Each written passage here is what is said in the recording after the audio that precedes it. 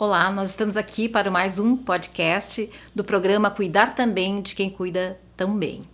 Me chamo Eunice Beatriz Martins Chaves e sou coordenadora atual deste programa. E nós estamos aqui com a doutora Juliana Romanini, cirurgiã dentista da Unidade de Odontologia Clínica e Hospitalar do Hospital de Clínicas de Porto Alegre, doutora em estomatologia, coordenadora do projeto Maio Vermelho. Seja bem-vinda, Juliana, é um prazer tê-la aqui conosco. Muito obrigada pela oportunidade, né? Eu gostaria de agradecer o momento, lembrar que eu estou representando aqui também a chefia da unidade de odonto, né, Dr. Felipe, e que a gente está aqui para esclarecer para a comunidade HCPiana, né, algumas dúvidas em relação à questão da prevenção ao câncer de boca e também para a comunidade em geral, né, que a gente está à disposição. Perfeito.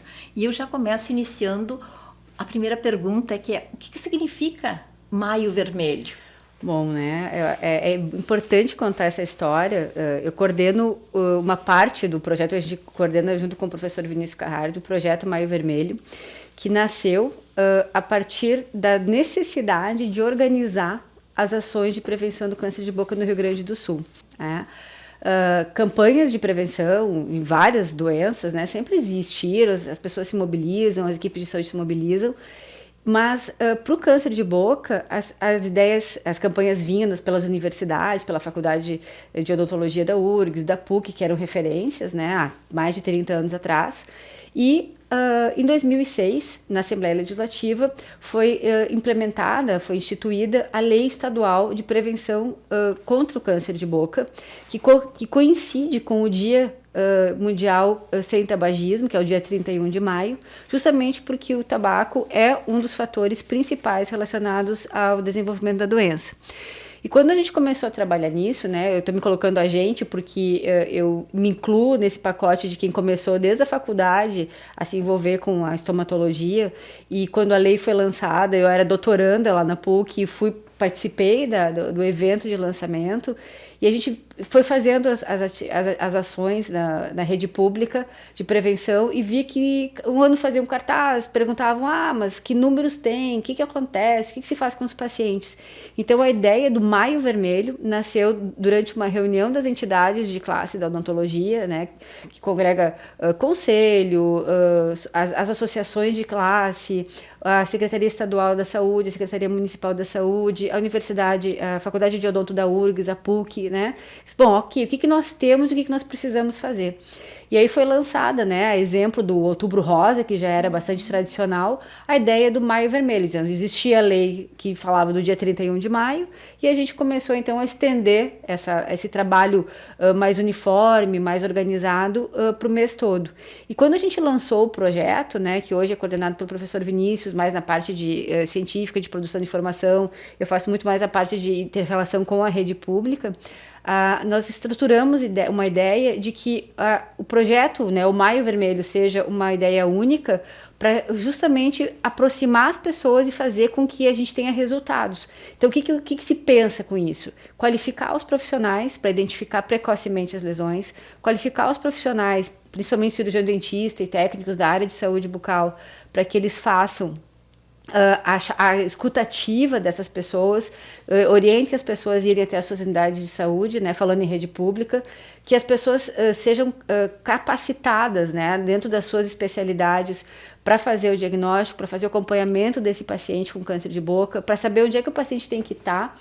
Então, a ideia da campanha única, ela não é para ser autoritária, ao contrário, é para organizar essas informações e para não deixar que informações erradas, né, as famosas fake news, cheguem até a população e se perca, né, essa ideia da prevenção e do diagnóstico precoce do câncer de boca. Muito interessante. E como é que a gente poderia fazer, assim, qualquer lesão na boca a gente tem que... A gente costuma falar o seguinte, né, que ninguém, além do cirurgião dentista, do médico, ali, dos profissionais que estudam para isso, que vão ser capazes de fazer o diagnóstico, né? Mas cada um de nós, quando vai fazer o seu autocuidado, ele se observa se tem um sangramento na gengiva, por exemplo, né? Tem uma coisa diferente. Será que esse sangramento eu devo me preocupar?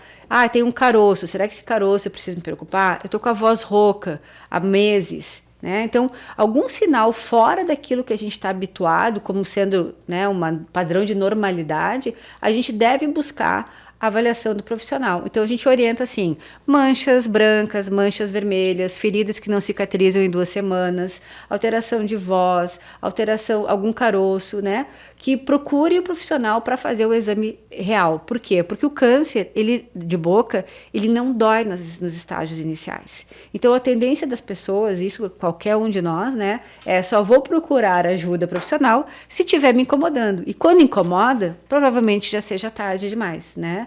Então, para o diagnóstico, então não para o tratamento, mas para o diagnóstico, né, vai ter mais complicação. Então, a ideia é ficar atento a essas alterações, principalmente se a pessoa já trabalha numa situação ou se expõe a um fator de risco, né?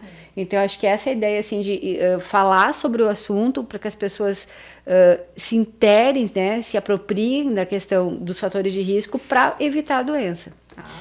E quais seriam esses fatores de risco? Então, a gente tem, como eu disse no início, né, o principal fator relacionado é o tabagismo, né, principalmente no câncer das mucosas, né, a gente tem o tabagismo e o álcool bastante interligados, sendo que o álcool e o tabagismo associados, eles se multiplicam enormemente, né, porque o álcool deixa mais permeável a mucosa para a entrada dos componentes químicos do cigarro e com isso facilita ainda mais o desenvolvimento da doença, tá? Então, tabaco, álcool.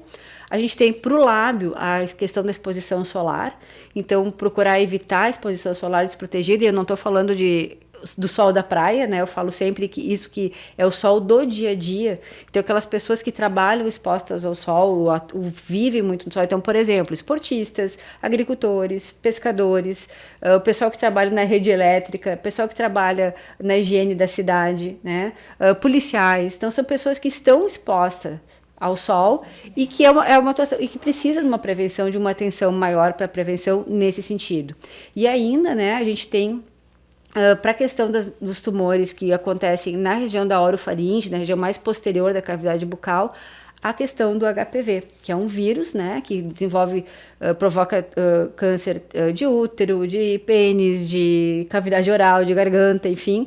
E aí a gente tem, para prevenção desse fator de risco, a questão da vacinação das crianças já na pré-adolescência ali, né, fazendo com que ocorra proteção. Então, quando a gente fala dos fatores relacionados a câncer de boca, a gente está falando principalmente de fatores que podem ser evitáveis, né, que a gente consegue interferir, diferente de outros tumores que possam ter uma interferência genética mais presente, familiar, né? Uhum. Minha avó teve, minha mãe teve, então a minha chance de ter existe. O câncer de boca ainda é muito pequena essa informação. Existem outras situações, existem pacientes jovens que acontecem, que não têm esses fatores relacionados, mas basicamente, predominantemente, a gente não pode deixar de falar desses 4 fatores principais para o câncer de boca.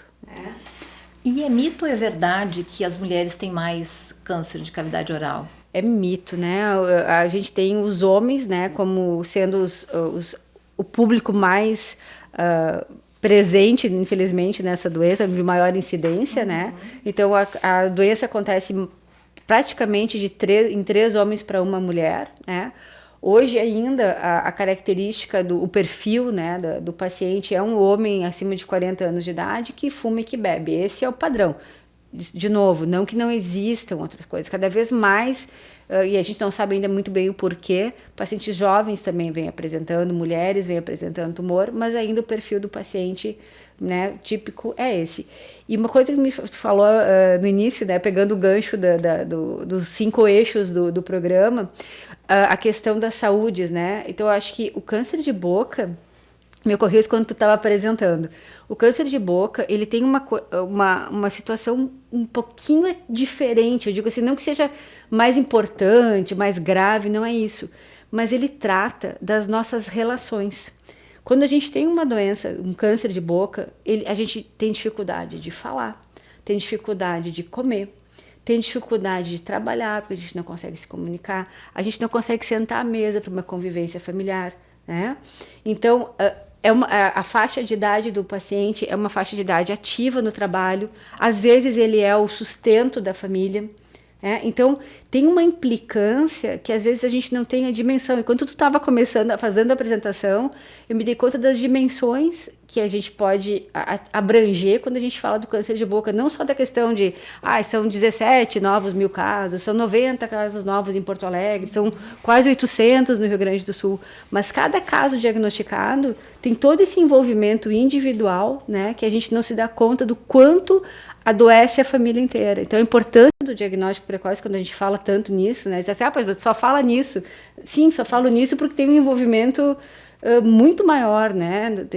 Da consequência da doença, da sequela da doença. E uma outra coisa, assim, que uma vez me perguntaram e eu fiquei na dúvida, o uso de próteses dentárias, pontes, essas coisas, por traumatizarem, podem causar o câncer? Essa é uma dúvida muito frequente, uma pergunta bastante importante, tá?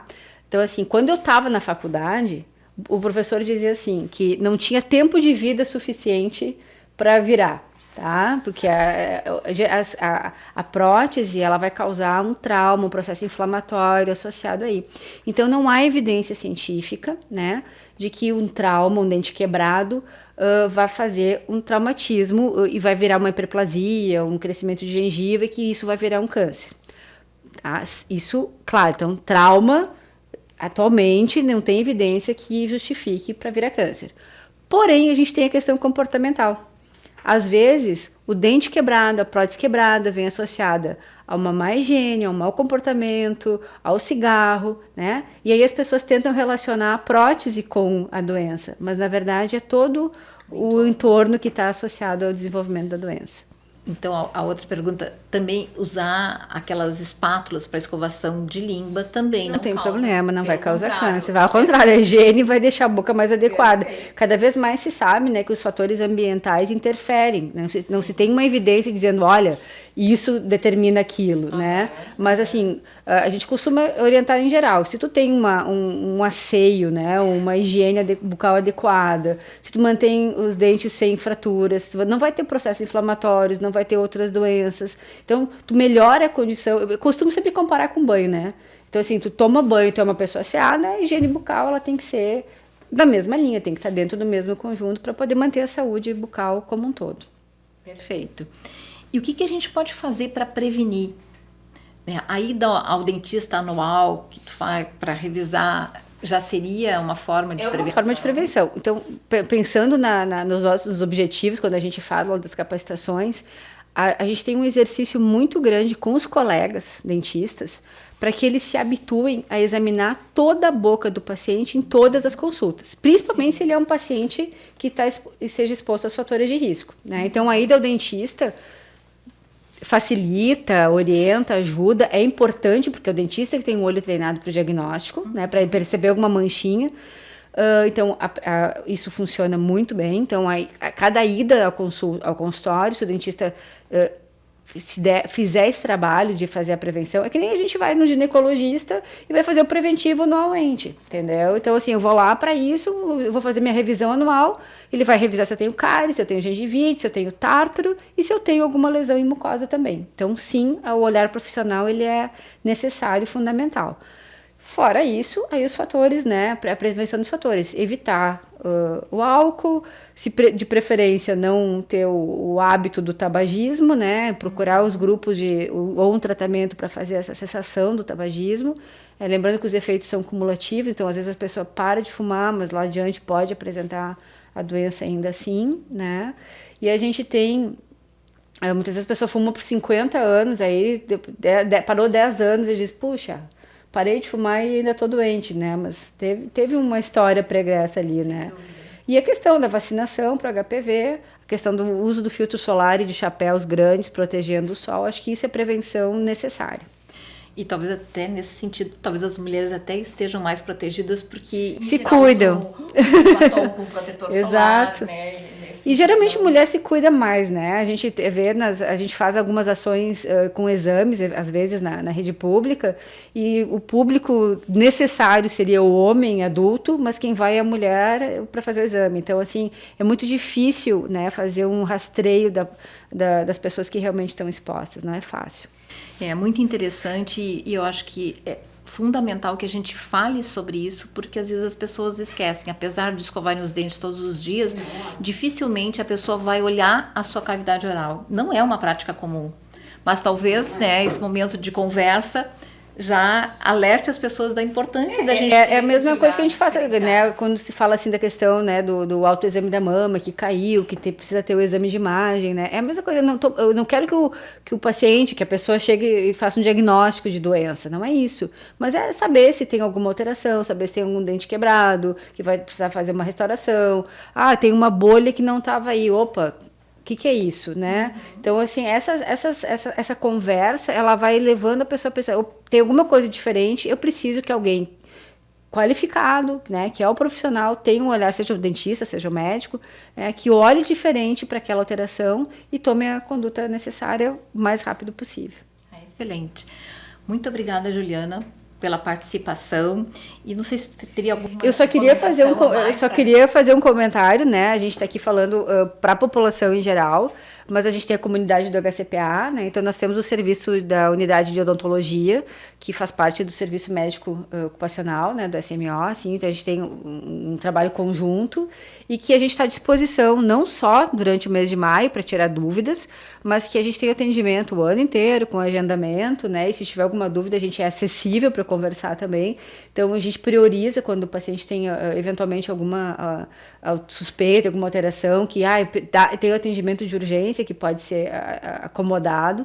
Então a gente está à disposição lá no serviço, na unidade de odontologia, lá na zona 18, para esses pacientes. E para a população em geral, já que eventualmente algumas pessoas vão ver fora, né, do hospital essa nossa fala, sempre o seu dentista de confiança para fazer essa conversa, essa avaliação, e as unidades de saúde mais próximas de casa. Então, a gente procura sensibilizar as pessoas, né, para que procurem o profissional, ao mesmo tempo que a gente sensibiliza e qualifica os profissionais para que eles tenham esse olhar atento para o diagnóstico precoce. Eu acho que é essa questão da oportunidade, né, de não perder a chance de ser avaliado e chegar e dizer, olha, não é nada, ou se for uma lesão que esteja no início, né, acho que é a questão da oportunidade, ela não deve ser perdida. Então, conversem, falem, a comunicação faz toda a diferença nesse sentido. O diagnóstico precoce sempre é a melhor opção, né? E faz com que a gente possa ter opções de tratamento e levar à cura. Exatamente. Então, isso é fundamental, assim, que as pessoas procurem realmente, e eu espero que essa nossa conversa sirva de alerta, né? E as pessoas possam realmente lançar mão dessas orientações todas. E eu agradeço, não só a parceria com a SMO, mas por estar hoje aqui conosco. Muito obrigada. Eu agradeço a participação. Obrigada.